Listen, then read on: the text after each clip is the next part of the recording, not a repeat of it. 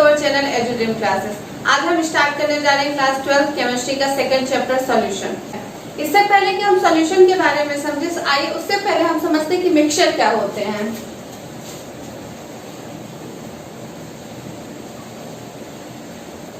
Mixture आप कई सारी चीजों को किसी भी रेशियो में ले लीजिए, तो जो लास्ट में हमारा रिजल्ट मिलेगा उसी रिजल्ट को हम क्या बोलते हैं, मिक्सचर बोलते हैं।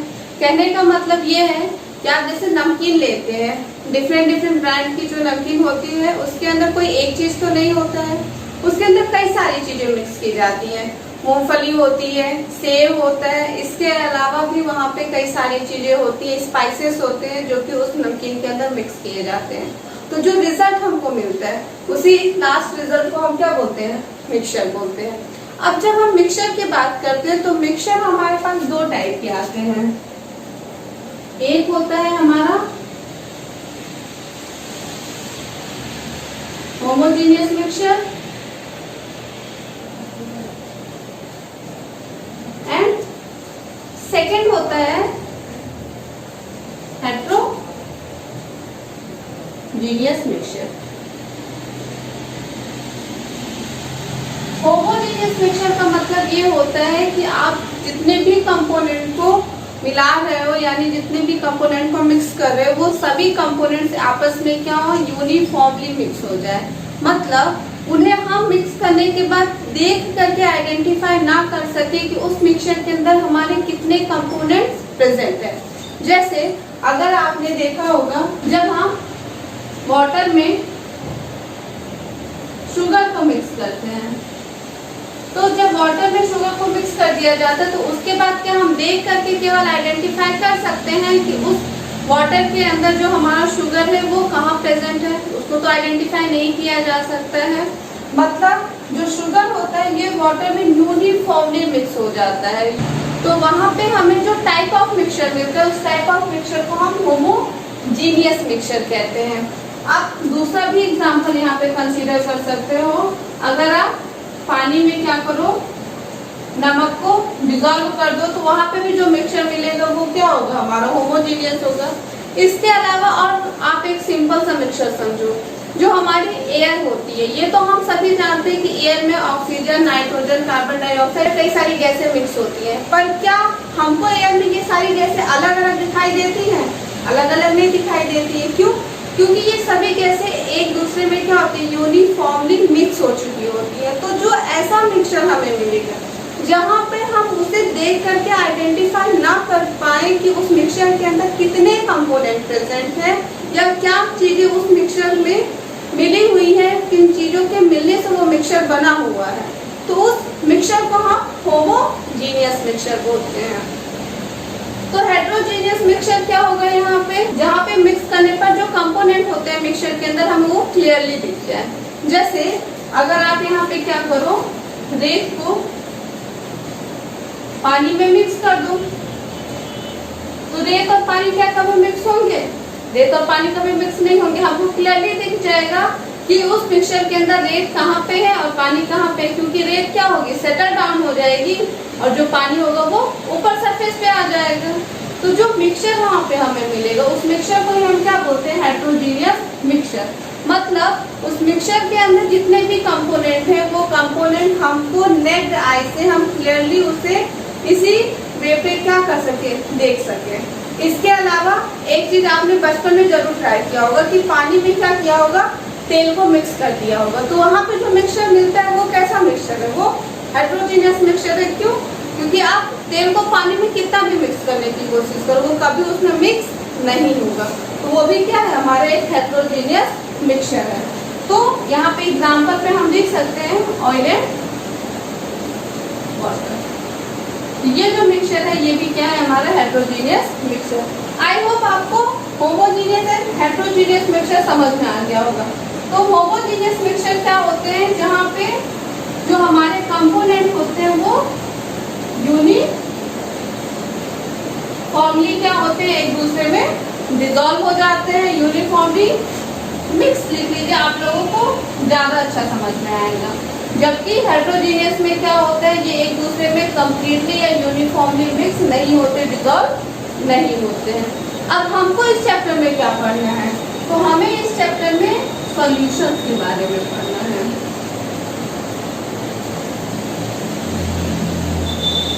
मैंने आपको मिक्सचर के बारे में क्यों बताया, क्योंकि जब आप सॉल्यूशन के डिफिनीशन को पढ़ेंगे तो आपको क्लियरली समझ में आ जाएगा कि मिक्सचर को बताने के पीछे क्या मेरा मोटिव था। तो सॉल्यूशन क्या होते हैं? Solution is a homogeneous mixture. Solution क्या होते हैं? ये होमोजीनियस मिक्सचर होते हैं। तो सॉल्यूशन कहने का मतलब क्या हुआ? आपको इससे क्या समझ में आया कि आप कोई भी चीजों को लो, पर हम केवल सॉल्यूशन के अंदर उन्हीं चीजों को कंसीडर करेंगे जहां पे जो हमारे कंपोनेंट है वो एक दूसरे में यूनिफॉर्मली डिसॉल्व हो जाए, जिन्हें हम देख करके आइडेंटिफाई नहीं कर सके कि इस मिक्सचर के अंदर क्या क्या चीजें प्रेजेंट हैं। तो सॉल्यूशन होमोजीनियस मिक्सचर है in which two or more component mix or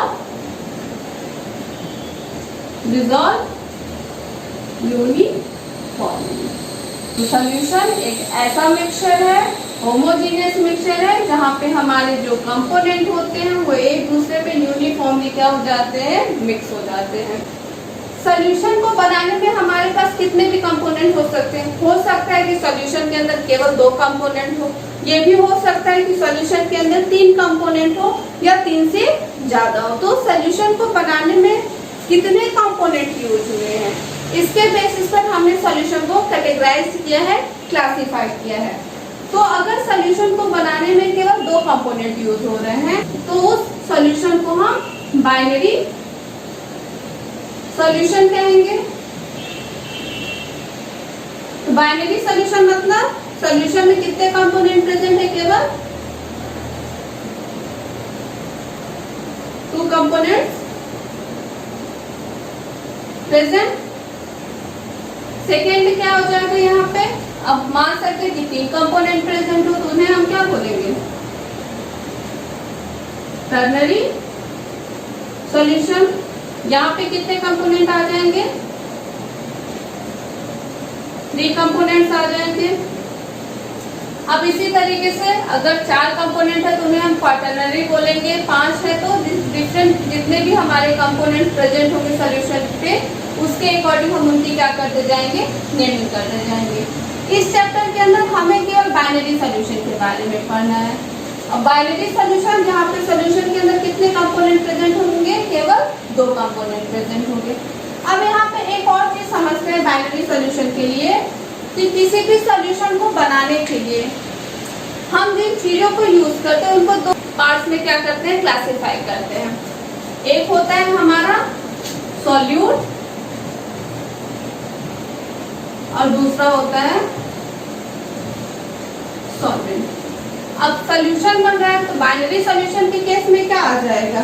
एक हमारा सॉल्यूट होगा और एक सॉल्वेंट होगा। तो टोटल कंपोनेंट कितने हो गए? 2 कंपोनेंट हो गए। ये बाइनरी सॉल्यूशन है। टर्नरी सॉल्यूशन के अंदर 3 कंपोनेंट। 3 कंपोनेंट किस तरीके के हो सकते हैं? तो हो सकता है सॉल्यूशन के अंदर 2 सॉल्यूट हो और एक सॉल्वेंट हो, या ऐसा भी हो सकता है कि सॉल्यूशन के अंदर एक सॉल्यूट हो और 2 सॉल्वेंट हो। कंफ्यूज हो रहे होंगे तो आइए उसको एग्जांपल से समझ लेते हैं। गर्मी का सीजन चल रहा है, शरबत तो सबके घर में बनती होगी, तो 2 सॉल्यूट क्या ले लें यहाँ पे? एक आप शुगर ले लो, दूसरा सॉल्यूट सॉल्ट ले लो, सॉल्वेंट में क्या ले लो? वाटर। तो क्या हो गया? ये दोनों ही क्या होंगे? सॉल्यूट, और ये क्या हो गया हमारा? सॉल्वेंट। टोटल कंपोनेंट 3 हो गए। अब इस केस में 2 सॉल्वेंट आप कौन से यूज करोगे? तो एक सॉल्यूट आप ले लो शुगर और 2 सॉल्वेंट में क्या होगा? एक हो जाएगा हमारा वाटर और दूसरा सिट्रिक एसिड मतलब लेमन।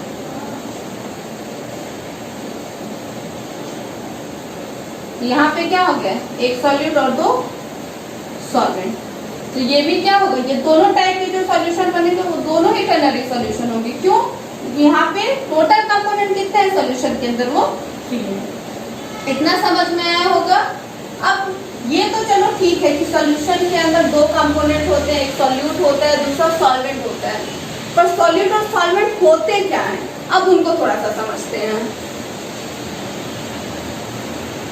ये जो एग्जाम्पल यहाँ पे यूज हुआ है, इससे तो आपको कुछ चीजें समझ में आ गई होंगी, मुझे पता है। क्यों, क्योंकि शरबत सब बनाते हैं और सब जानते हैं कि अगर मैं इसको सॉल्यूट बोल रही हूँ तो ये सॉल्यूट क्या होगा, ये घुल रहा है, और ये सॉल्वेंट क्योंकि शक्कर तो पानी में नहीं घुल रहा है। तो किसी भी सॉल्यूशन के अंदर जो चीज डिजोल्व होती है, जो चीज डिजोल्व होती है उस चीज को हम क्या बोलते हैं, सॉल्यूट बोलते हैं। और सॉल्यूट जिसमें डिजोल्व होगा उसे हम क्या बोलेंगे, सॉल्वेंट बोलेंगे। आइए सॉल्यूट और सॉल्वेंट को यहाँ पे देखते हैं क्या होते हैं।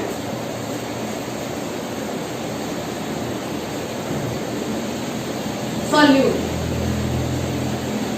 सॉल्यूट क्या होंगे, किसी भी सॉल्यूशन को बनाने के लिए जो चीज क्या होगी, डिजोल्व होगी, which is dissolve, उसे हम क्या बोलेंगे, सॉल्यूट। तो सॉल्वेंट क्या होगा, इन which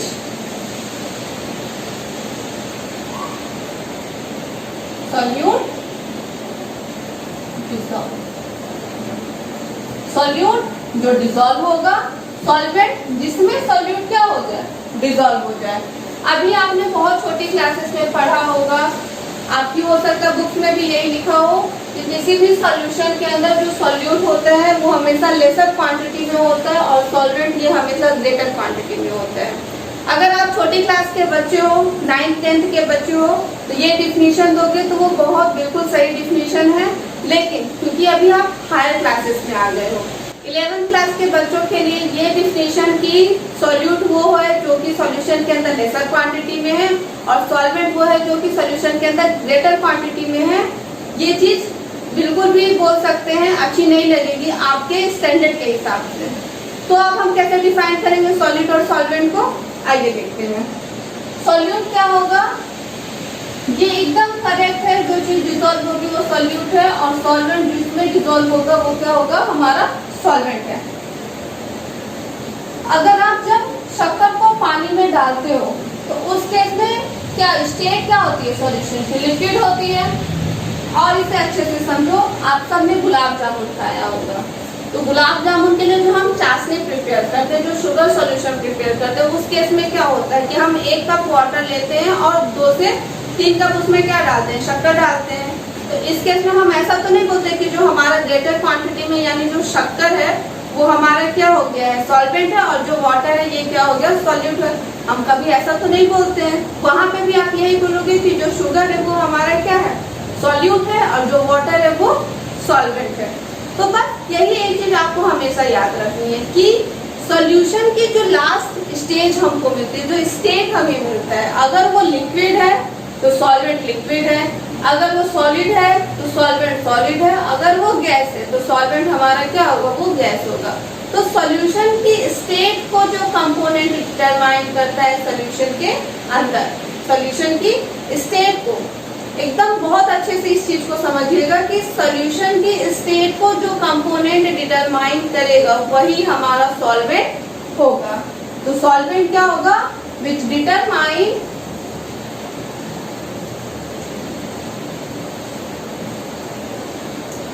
state of solution. Solution की स्टेट को जो कंपोनेंट डिटरमाइन करेगा उसी को हम क्या बोलेंगे, सॉल्वेंट बोलेंगे। और सॉल्यूट क्या होगा, विच चेंज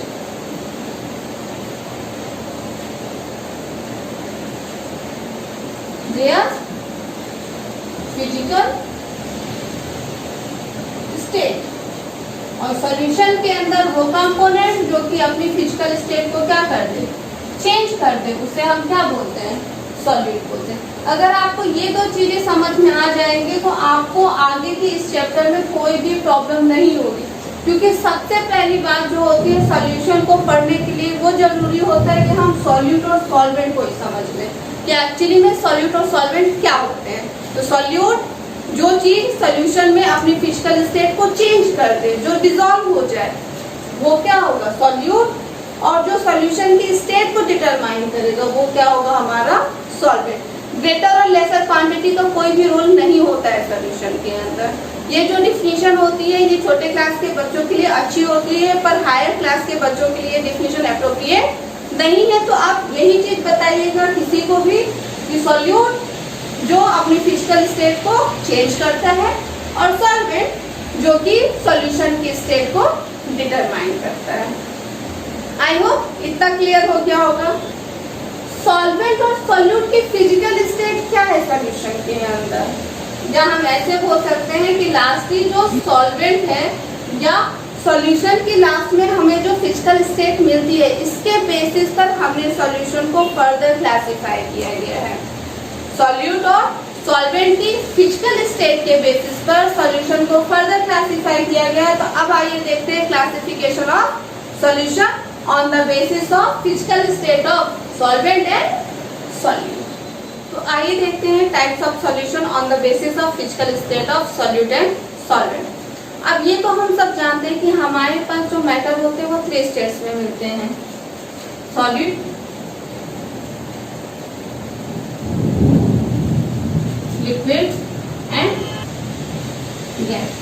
तो हमें जो सॉल्यूशन मिलेंगे मीन सॉल्यूशन की जो स्टेट होगा या तो वो सॉलिड फेज में हो सकता है या तो लिक्विड फेज में हो सकता है या गैस फेज में हो सकता है। मतलब हमें सॉल्यूशन के स्टेट के बेसिस पर कितने टाइप के सॉल्यूशन मिल सकते हैं, सॉलिड सॉल्यूशन मिल सकता है, लिक्विड सॉल्यूशन मिल सकता है और गैसियस सॉल्यूशन भी मिल सकता है।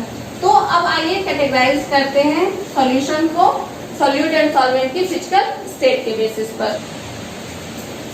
तो यहाँ पे हम लिखेंगे सॉल्यूट, ये हो गया हमारा सॉल्वेंट एंड ये हो गए हमारे एग्जाम्पल। तो यहाँ पे हम सॉल्वेंट को अपने फिक्स कर देते हैं। सॉल्वेंट क्या हो गया हमारा गैस, सॉल्यूट क्या हो सकता है यहाँ पे गैस हो सकता है। और गैस का जो सॉल्यूशन होता है जहाँ पे सॉल्यूट हमारा गैस हो और सॉल्वेंट जो भी क्या हो हमारा गैस हो, उसके लिए जो हमारा एग्जाम्पल होगा वो क्या हो गया हमारी एयर। क्यों? क्योंकि एयर में क्या होती है ये डिफरेंट गैसेस का एक होमोजीनियस मिक्सचर होती है जहाँ पे ऑक्सीजन भी गैस प्रेजेंट है, कार्बन डाइऑक्साइड गैस प्रेजेंट है, हाइड्रोजन प्रेजेंट है, N2 प्रेजेंट है और डिफरेंट टाइप की गैसें यहाँ पे क्या है होमोजीनियस फॉर्म में एक दूसरे से मिक्स है। सेकेंड भी सॉल्वेंट, क्योंकि हमने क्या किया है यहाँ पे फिक्स कर दिया तो सॉल्वेंट क्या होगा यहाँ पे भी गैस होगा और सॉल्यूट क्या हो गया हम यहाँ पे ले लेते हैं लिक्विड। लिक्विड और गैस का जो सॉल्यूशन मिलेगा आप किसी भी एक वोलेटाइल लिक्विड को ले लो, जैसे कि हम क्या ले लें यहाँ पे क्लोरोफॉर्म ले लेते हैं। तो क्लोरोफॉर्म क्या होगा ये इजिली यहाँ पे वेपराइज होगा और एयर में जाकर के मिक्स हो जाएगा। तो जो सॉल्यूशन हमें मिलेगा वो कैसा होगा, वो एक गैसियस सॉल्यूशन है जहाँ पे जो सॉल्यूट है वो हमारा लिक्विड फेज का है और जो सॉल्वेंट है वो हमारा गैसियस फेज का है। इसके अलावा आप यहाँ पे क्या एग्जांपल ले सकते हो, ह्यूमिडिटी।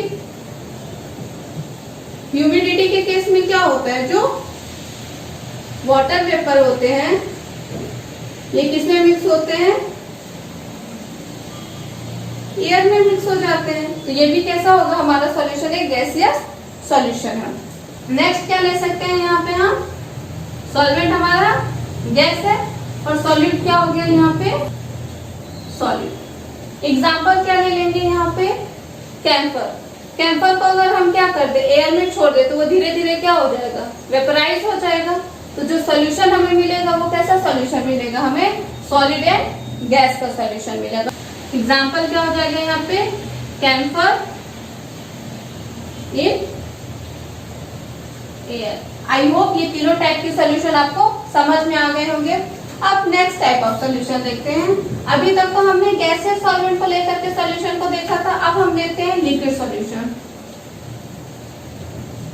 मतलब यहाँ पे जो सॉल्वेंट होगा वो लिक्विड होगा और जो सॉल्यूट होंगे वो हमारे वही 3 स्टेट्स ऑफ मैटर यूज करेंगे। तो सबसे पहले हम यहाँ पे यूज कर लेते हैं गैस एंड लिक्विड का जो सॉल्यूशन होगा ये क्या होगा, जो सॉफ्ट ड्रिंक हम पीते हैं, जो कार्बोनेटेड ड्रिंक हमारे पास होती है, गर्मी का सीजन है इस टाइम पे तो कार्बोनेटेड ड्रिंक मिल रही होंगी, कोको कोला, थम्स अप। तो इन सारी चीजों को जब हम क्या करते हैं, ओपन करते हैं, तो वहां पे क्या आती है, एक फिस की आवाज आती है, यानी वहां से क्या होती है, गैस रिलीज होती है।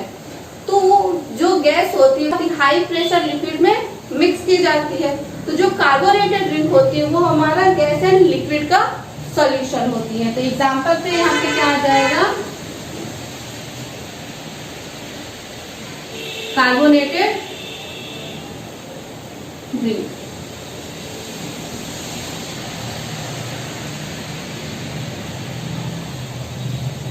फिर से यहाँ पे हमारा सॉल्वेंट क्या आ जाएगा, लिक्विड, बट जो सॉल्यूट है ये क्या आ जाएगा, लिक्विड। लिक्विड का सॉल्यूशन तो आप सब जानते हैं। ग्लिसरीन में अपन क्या करते हैं, वाटर को मिक्स करते हैं, अल्कोहल में सोडा या वाटर को मिक्स किया जाता है, गुलाब जल में हम पानी को मिक्स करते हैं। तो वो कैसे सॉल्यूशन है, वो लिक्विड है, लिक्विड का सॉल्यूशन है। तो यहाँ पे हम एग्जांपल में क्या लिख सकते हैं, अल्कोहल, वाटर, और बहुत सारे एग्जांपल आप खुद भी बना सकते हैं। नेक्स्ट क्या हो जाएगा, यहाँ पे सॉल्वेंट हमारा फिर से क्या है, लिक्विड है, बट जो सॉल्यूट है अब यहाँ पे क्या आ जाएगा, ये सॉलिड। और सॉलिड लिक्विड का सॉल्यूशन तो आप सब जानते हैं, शरबत, मतलब sugar in water, salt in water, ये सब क्या हो जाएंगे हमारे सॉलिड लिक्विड का सॉल्यूशन। अब नेक्स्ट जो सॉल्वेंट होगा वो क्या होगा, हमारा सॉलिड हो जाएगा। इसको क्लीन कर देते हैं, उसके बाद अपन सॉलिड सॉल्यूशन को देखते हैं। सॉल्वेंट क्या होगा यहाँ पे, सॉलिड, एंड सॉल्यूट क्या ले लेते हैं हम यहाँ पे, गैस। अब आप लोग सोच रहे होंगे कि सॉलिड का सॉल्यूशन कैसे हो सकता है। तो सॉलिड का भी सॉल्यूशन हो सकता है। सॉल्यूशन मतलब क्या, जहां पे हम कंपोनेंट को आइडेंटिफाई ना कर पाए सॉल्यूशन के अंदर कि वहां पे कितने कंपोनेंट प्रेजेंट है।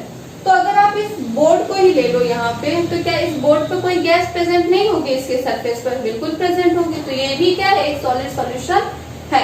अब एग्जांपल पे यहाँ पे ले लो, आप लोगों ने 11th क्लास में हाइड्रोजनेशन की रिएक्शन कराई होगी। तो उस केस में हम क्या यूज करते हैं, हाइड्रोजनेशन की रिएक्शन में हाइड्रोजन तो होती है, पर इसके साथ में हम कैटलिस्ट क्या यूज करते हैं, प्लेटिनम एंड पैलेडियम। तो उस केस में होता क्या है कि ये जो हाइड्रोजन गैस होती है ये इन मेटल की सरफेस पे जाकर के एब्जॉर्ब हो जाती है, हाइड्रोजन एब्जॉर्ब हो जाती है मेटल सरफेस पे। तो यहाँ पे एक टर्म आ रहा है एब्जॉर्प्शन।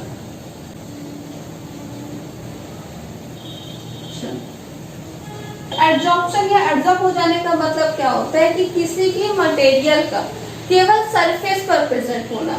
जैसे अगर मैं इस बोर्ड पे पानी गिरा दूं या टेबल पे पानी गिरा दूं, तो टेबल उस पानी को क्या करेगा, सब तो नहीं करेगा, वो पानी क्या होगा, केवल सरफेस पर प्रेजेंट होती। तो जब कोई भी चीज केवल सरफेस पर प्रेजेंट हो दूसरे ऑब्जेक्ट के, तो वो जो फिनोमिना होता है उसको हम एब्जॉर्प्शन बोलते हैं। तो हाइड्रोजन की जो गैस होती है वो प्लेटिनम या पैलेडियम की सरफेस पर, या जो भी हम कैटलिस्ट यूज करते हैं उसकी केवल सरफेस पर क्या होती है, वो एब्जॉर्ब हो जाती है। तो जो सॉल्यूशन हमें मिलेगा वो सॉल्यूशन कैसा होता है, हमारा सॉलिड सॉल्यूशन। नेक्स्ट सॉल्यूशन को देखते हैं। तो नेक्स्ट जो सॉल्यूशन होगा वो क्या होगा हमारा, यहाँ पे सॉल्वेंट क्योंकि हमारा फिक्स है तो सॉलिड होगा, बट सॉल्यूट क्या ले लें हम यहाँ पे, लिक्विड ले लें। लिक्विड एंड सॉलिड का जो सॉल्यूशन होगा, ये तो हम सब जानते हैं कि जो मरकरी होती है ये हमारी कैसी होती है, लिक्विड फेज में होती है। अब इसके साथ हम किसी भी मेटल को मिक्स कर दें, मरकरी के साथ हम किसी भी मेटल को मिक्स कर दें, तो हम ये जानते हैं कि मरकरी का किसी भी मेटल के साथ जो मिक्सचर होता है उसे हम अमलगम कहते हैं। तो मरकरी के जो अमलगम होते हैं, यानी मरकरी का मेटल के साथ जो मिक्सचर होता है वो लिक्विड सॉलिड टाइप का सॉल्यूशन होता है।